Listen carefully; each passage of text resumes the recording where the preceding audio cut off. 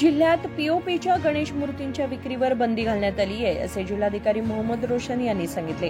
बेळगावमध्ये पत्रकारांशी बोलताना ते म्हणाले की आपल्या जिल्ह्याबाहेर पीओपीच्या गणेश मूर्तींची विक्री होत असल्याचे लक्षात आले असून त्याविरुद्ध कठोर कारवाई करण्यात येणार आहे। गणेशोत्सव मंडळांना पर्यावरणपूरक गणेश मूर्तींची प्रतिष्ठापना करण्याचे निर्देश देण्यात आले आहेत। तसेच पीओपीच्या मूर्तींची विक्री रोखण्यासाठी नाकाबंदी करण्यात येईल असेही त्यांनी स्पष्ट केले। ನಮ್ಮ ಬೆಳಗಾವಿ ನಗರದಲ್ಲಿ ಬೆಳಗಾವಿ ಜಿಲ್ಲೆನಲ್ಲಿ ಆಚರಣೆ ಮಾಡ್ತಾ ಇರುವಂತ ಗಣೇಶ ಚತುರ್ಥಿ ಹಬ್ಬ ಏನಿದೆ ಇಡೀ ರಾಜ್ಯಕ್ಕೆ ಮಾದರಿ।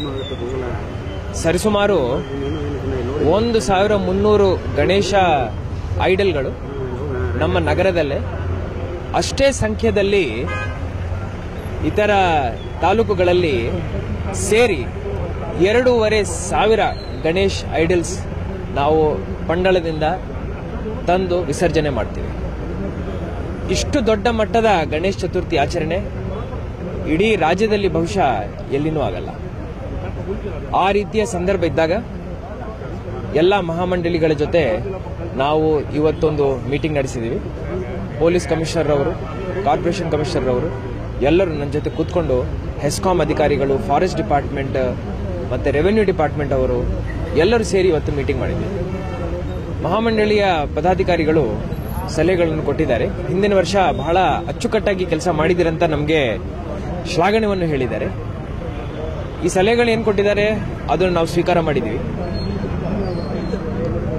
ಮಾಧ್ಯಮದ ಮುಖಾಂತರ ನಮ್ಮ ಗಮನಕ್ಕೆ ಬಂದಿದೆ, ನಮ್ಮ ಜಿಲ್ಲೆಯ ಮುಖಾಂತರ ಬೇರೆ ಜಿಲ್ಲೆಗಳಿಗೆ ಪಿಒಪಿ ಗಣೇಶಗಳ ಸಾಗಾಟ ಆಗ್ತಾ ಇದೆ ಅಂತ।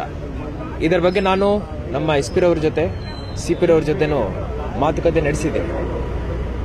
ಪಿಒಪಿ ಗಣೇಶ ಬ್ಯಾಂಡ್ ಇದೆ, ಪರಿಸರಕ್ಕೆ ಬಹಳ ತೊಂದರೆ ಆಗುತ್ತೆ। ಈ ನಿಟ್ಟಿನಲ್ಲಿ ನಾವು ಬಹಳ ಕಠಿಣ ಕ್ರಮ ವಹಿಸ್ತೀವಿ। ಎಲ್ಲೆಲ್ಲಿ ನಾಕಾಬಂದಿ ಮಾಡಬೇಕು, ಎಲ್ಲೆಲ್ಲಿ ಬ್ಯಾರಿಕೇಡಿಂಗ್ ಹಾಕಬೇಕು ಸ್ಟಾಪ್ ಮಾಡಿ ಚೆಕ್ ಮಾಡಿ ಈ ಪಿಒಪಿ ಗಣೇಶದು ಏನು ಮೆಣಸಿದೆ ಅದನ್ನು ಸ್ಟಾಪ್ ಮಾಡ್ತೀವಿ। ನಾವು 2 ತಿಂಗಳ ಹಿಂದೆ ಮೀಟಿಂಗ್ ಮಾಡಿ ಹೇಳಿದ್ವಿ, ಪಿಒಪಿ ಗಣೇಶ ನಮ್ಮ ಜಿಲ್ಲೆನಲ್ಲಿ ಬಹಳಷ್ಟು ಬಳಕೆ ಆಗ್ತಾ ಇತ್ತು, ಈಗ ಬಹಳಷ್ಟು ಕಡಿಮೆನೂ ಆಗಿದೆ। ಈಗ ಆ ಕಡಿಮೆ ಆಗಿ ಶೂನ್ಯ ಬರೋ ತನಕ ನಾವು ನಮ್ಮ ಕೆಲಸವನ್ನು ಮಾಡ್ತಾ ಇದ್ದೀವಿ। बेळगाव गणेशोत्सवाचा इतिहास लक्षात घेऊन व भक्तांना सोयी व्हावी म्हणून हा निर्णय घेण्यात आला आहे असेही जिल्हाधिकाऱ्यांनी सांगितले। विनोद कोलकार, KMM मराठी, बेळगाव।